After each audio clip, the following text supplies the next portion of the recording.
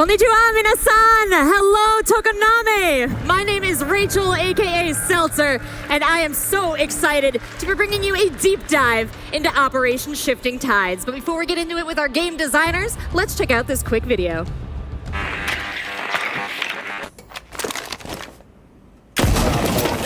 Operation Shifting Tides is rolling into Rainbow Six Siege with a bang.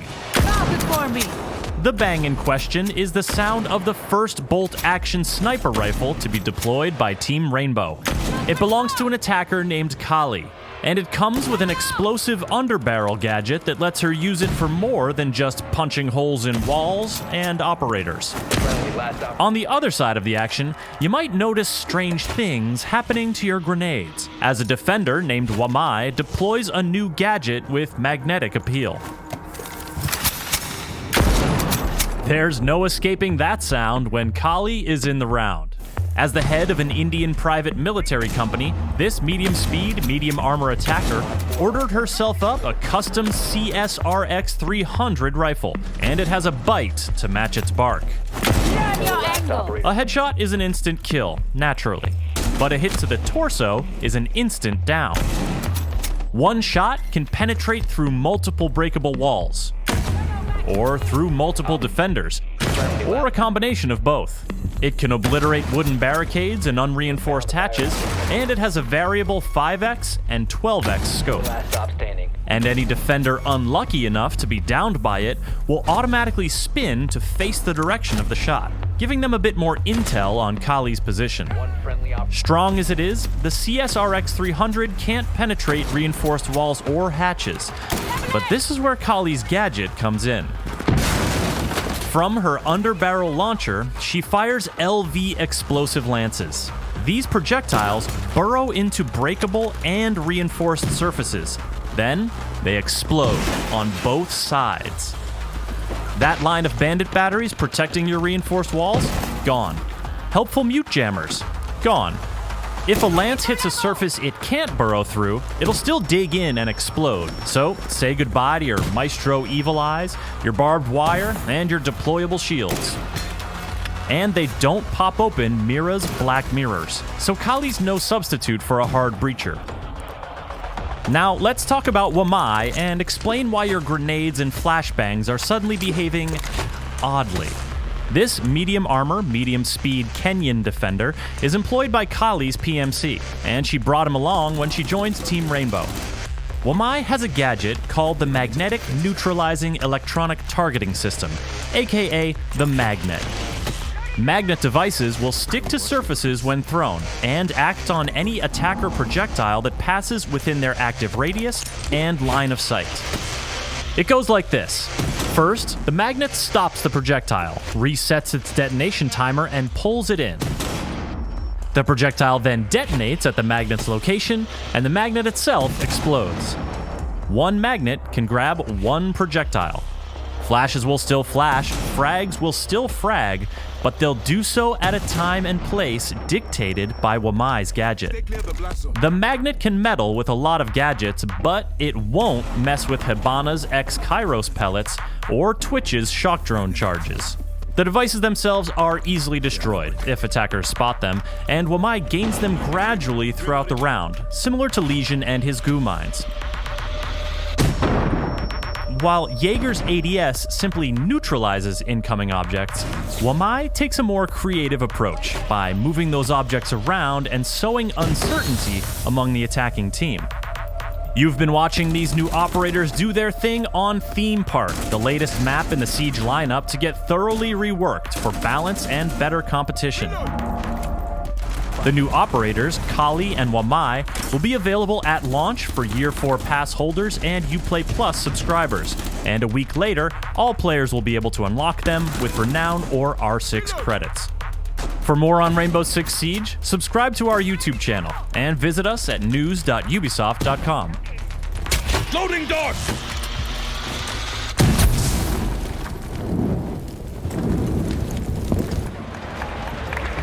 Well, now you have seen a taste of what is to come with Operation Shifting Tides, but I am joined by Emilian Lorme. Hi, Rachel. and Nicholas Jolicure. Hey, thanks for having me. And we are going to really break down what you are bringing to the table with Operation Shifting Tides. Now, first and foremost, let's talk about the theme park rework. We met Theme Park in 2017, but you guys have brought us some changes to the map, 3 big ones, in fact. So what's the first one? Right, so the first one has to do with visibility. So as we know it, Theme Park is a pretty dark map, but it gets even worse once you start going into Haunted House. So this creates a few issues. The first one being that it's hard for players to actually find their targets, and it makes it so much easier for the defenders to hide. And also, the defenders do get an advantage for traps. So imagine the frost going on the dark floor when there's no lights. It's pretty hard to find, and that creates a lot of frustrations. Well, in addition to turning on the lights, as you did, that's going to help with navigation, but you made some additional changes to navigation on Theme Park as well. Yes, absolutely. And we're going back to Haunted House again. Mistakes were made. And so when you're moving around in Haunted House, it feels kind of a bit like a maze. So there are certain places where you could go left or right, and you're not really sure where you're going to end up. So it makes it very difficult for especially new players to learn the map. Well, you've made it easier in another way as well. Theme Park was a very large map, but you've reduced the size a bit. Yes, we have. So terrain is pretty much what makes the map so big. It really contributes to the size of the map. And the problem with it is that there are so many hiding spots in that section that even if the attackers would drone out the defenders, it is so easy for them to just go back and hide in another hiding spot at that in there. Well, taking a look at the map right now, and I notice train is gone completely. The train has left the station. Absolutely, that's very well put. It's gone, it's not coming back. And so the way we did it, we pretty much sliced it up like a cake, removed it, and and we took what was left and we smushed it back together. So that made 2 pretty good things, which was giving a more reasonable footprint to the map in general, and it also permitted us to make some better connections between the 2 parts of the building. And I noticed the way that you guys have handled areas in the map that you don't like. You just took them right out. But in the case with another area, you've given us something else in exchange. Yes, exactly. Haunted House is no longer Haunted House. It is goodbye. Chinese Castle. And so we have a whole new layout on the first floor with a whole new bomb site, which is armory and throne room. And so we simplified the whole layout, which makes it that you can move around so much easier. The flow is so much better. And now the attackers are going to have to come up with some new strategies to take it, and defenders will be able to have to create some new strategies to defend it. Well, that's the first floor. What about the second floor? Well, on the second floor, if you remember, there was the double staircase. And once you would get upstairs, you were kind of stuck in this corner with not so much possibilities to advance afterwards. Well, now the way it's changed is that once you get up, you got much more rotations going on. You can go left and right, and it helps you to really better attack the objectives that are on the second floor. And I can't help but notice with the lights on, it's a little easier to appreciate all the artistic work that went into this map. It is crazy. Every time that a new map comes out, either a rework or a new map, the artists just prove to us every time the quality of their work. And it's always so breathtaking. In this case, I like to shout out to the lighters. I mean, thanks to them, we're no longer playing hide and seek in the dark in this map. All right, so break it down for me, those 3 big changes on Theme Park. Right, so new players are going to come back. Well, they're going to be seeing everything, Fantastic. Which is really great. They're going to have a new bomb, new layouts going on, new rotations, and they're going to see a more reasonable size for the whole map. Wow, well, Nicholas, thank you so much for breaking that down. Pleasure. Now, in addition to our Theme Park rework, we are getting 2 new operators with Operation Shifting Tides. Now, Emilian, we've got a new guy on defense. He looks pretty cool. Tell me about Wamai. Well, to explain Wamai, I think we need to picture ourselves first, below water, below the ocean, dark blue light around us, not a single sound, no oxygen, and we've been there for 20 minutes. Okay, I know it's odd, but that's really the calm and quiet guy that Wamai can be. He is a deep diver from Kenya, exceptional skills. He works for a private military corporation called Height Haven, and he's sent all around the world to attend like the most incredible missions possible. Now, a private military corporation, that to me says that they've got some extra money, some extra resources, maybe some cool new gadgets. That's true. He comes equipped with a magnet that we've seen in our previous video, this very, very interesting high-tech way to deal with grenades and projectile. And we've known for the longest time that the game needed an alternative to Jaeger. We've always wanted to have options in our game based on the team, the map, the strategy. You need to be able to choose between things and choose the most optimal thing for you. But even more so now that pick and ban is the standard of Siege everywhere, not only eSport, and even during that weekend when we've seen Jaeger being banned so much, I think it is important to have an alternative to Jaeger being introduced now. I think the magnet is exceptionally interesting. We got to see it in the video a little bit there, and that to me looks like a chaos factor. Things are going to get wild with the magnet in play, but knowing the Rainbow Six Siege player base, knowing the competitive players and skills they bring to the table, this is an exceptional tool in their hands. Absolutely. Creativity is key, map knowledge, leveraging destruction to play some clever on my device. It's not only just protecting you from grenade, but if you're smart, you should be able to turn the attacking utility against them. Fantastic. Now tell me a little bit about the rest of his loadout. So for the rest of the loadout, we have the MP5K as an SMG, which is standard SMG for Defender, but we also brought an AR. We have the AUG A2 on Defender, the second AR we have in defense, the first one being obviously the 416C from Jaeger, and we felt that it was interesting in terms of like balance and fairness between the two to explore that avenue. And for secondary gadgets, we come with deployable shield and barbed wire, which are staple of defenders, protecting the objective. That's the philosophy of Wamai, and he can also protect his own secondary gadget with his primary gadget. Fantastic. Now, who is he going to be strongest against when we bring him to fight? Well, he's gonna block every projectile in the game, and specifically one that is very interesting and very important for us is gonna counter Capitao, who is really strong now and needed someone to play against, at least in this game. Well, we are learning a lot about Wamai, and he is our defensive operator, but you're also bringing us something very, very exciting on offense. Tell me a little bit about Callie. Well, we've been talking about this PMC, Night Haven. Well, Callie is the CEO and owner of that PMC. She comes from India, from a rather wealthy family, and she created that company, traveled the world to gather some of the best talent, some of the best tech, to tackle some of the best, most incredible missions. And don't get me wrong, she's as ruthless in a suit as she is in tactical gear. She is as efficient on the battlefield as she is in a business meeting. A boss lady needs a boss weapon, and you are bringing us our first bolt-action sniper rifle in Rainbow Six Siege. Absolutely. This has been a long time coming. I think talk about a sniper rifle like that, bolt action, has been there since day one in Rainbow Six Siege. We took quite some time to take everything we needed to actually tackle that because it's a big challenge. But yeah, usually we start by talking gadget. I think today we can make an exception. Yes, that please. weapon is definitely a big thing. That has been a really complex challenge to balance this, to make it fun to play, but not frustrating to play against. And there is a lot of things that we've been explaining earlier that we believe contribute to that factor. So the chest being a DBNO makes it a very powerful weapon.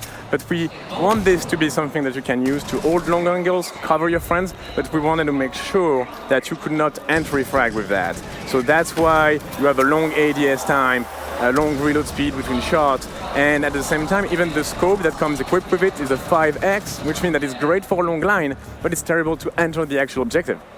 This is so interesting that you're bringing a sniper rifle to Rainbow Six Siege because typically in FPS games across the genre, we see the sniper rifle as a lone wolf character, far away from the team, in the fields, lost to the rest of the narrative. But now you've given her an incredible gadget that encourages her to play with her team. Absolutely. That was one of the key aspects of this. We don't want Callie to stand on the parking of bank for 3 minutes and just try to get some pot shot out of this.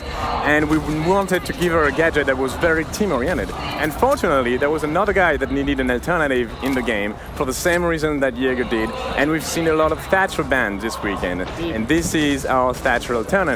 Having a gadget that is so team-oriented with a weapon that encourages you to play lone wolf, we're going to have some mix and match to make it there, and the player will make a decision to try to strike the balance between the two. But we believe that this Thatcher alternative will encourage Callie player to get more involved with their teammates. Well, we talked about two very situational gadgets that she has at her disposal. She's got her gadget, she's got her sniper rifle. What else does she have in her loadout to kind of round her out as a character? Well, the thing is, that weapon is a commitment, for sure. But we still want you to have options. And the two sidearm you have access to, the main one being the CZ75, which is an automatic weapon that gives you opportunity if it comes to entering the objective, pushing some places on the map. Otherwise, you can opt for the pistol, which gives you a mobility boost to relocate from a place to another. And as for secondary gadget, it's a sniper. We had to give her a claymore. Absolutely. Name a more iconic duo, the sniper and the claymore. It's a beautiful pairing right there, and she looks pretty strong, so I'm wondering, who is she going to be weak against? Well, she's meant to be a counter, so like Thatcher, she's strong against a lot of things, she can destroy a lot of things, but there are still options. It is a projectile, so Wamai and Jaeger are going to deal with Callie's lens, no problem. But at the same time, she's also very strong against a lot of assets. She can deal with bandit battery, mute jammers that we've seen, but contrary to the EMP that disables, here we have something that is an explosive, so it's going to destroy things, which means it's also going to destroy barbed wire, deployable shield, Goyo Volcan shield. So she's thought as an alternative to Thatcher, and she does this in a rather similar fashion, although not exactly the same. But she can also be perceived as an alternative to Ashe and Zofia when it comes to getting rid of utility. It's an exciting character. She's going to bring a lot to the meta, and I cannot wait to see it. Hot on the heels of your first bolt-action sniper rifle character, you've made a big quality of life update to bullet penetration. Talk to me about it. Absolutely. This has also been a long time coming. In the game, we never had bullet penetration, so essentially, if you're protecting your face or your torso with a limb, with a hand, you're getting flashed and you protect your face like that, the bullet would be blocked by the hand. And that's not really enjoyable experience, right? So we've dealt with that. Now bullet do penetrate limbs, and you're gonna get the most out of all of your shots. So all those headshots that I was hitting, that I was calling, we're finally gonna register. Yes, you're gonna hit them, finally. Fantastic. Well, another quality of life update. You've made a change to repel exits, and the motive here is to give players a little bit more agency. That's exactly it. We want to give player control and agency over repel. Currently, if you are repelling on top of a building, but you don't want to exit repel, or you repelling at the bottom part of that wall, trying to maverick the bottom part of the reinforcement, for example, if you press your key not in the exact same proper way, you might exit repel and get shot and be locked in a very long animation. Exactly, that's very frustrating. So what we did is to exit repel now, you're going to have to press your navigation key. The same way you do when you vault, the same way you do when you rappel in, and that way you get more control over what's happening, and you can actually not get stuck in that long animation. So it should feel just as fluid as it is now, just now you have control. Brilliant, love to hear it. Now, you've made a change to our playlist as well. Those of you looking to go for some casual play, well, you're gonna have to select Quickplay now because we've updated the name to reflect our hopes for the gameplay. I think that's a brilliant choice, and you've also made another very smart decision here. If you've played the ranked playlist, you're familiar with playlist guides, well, you've gone and added them to all the playlists now. Yes, we've expanded the guide to cover Quickplay, to cover unranked as well, because we believe that it's gonna be a necessary tool for newcomer to guide themselves through the entire game and choose what they want to play. That's going to be very useful. But even for veteran player, if you come back to the game and you just want to know which map, for example, are available in what playlist, this is the place to go. Smart plays, guys. So we've covered it. We've got playlist updates, we've got bullet penetration and repel exits, quality of life updates. We've got two wonderful new operators in Callie and Wamai, and we've got a theme park rework. So I think that's pretty much everything, guys. Did we miss anything? Yeah, actually. We're super excited to announce that our good friend Capitao is finally getting his elite skin. Oh, fantastic.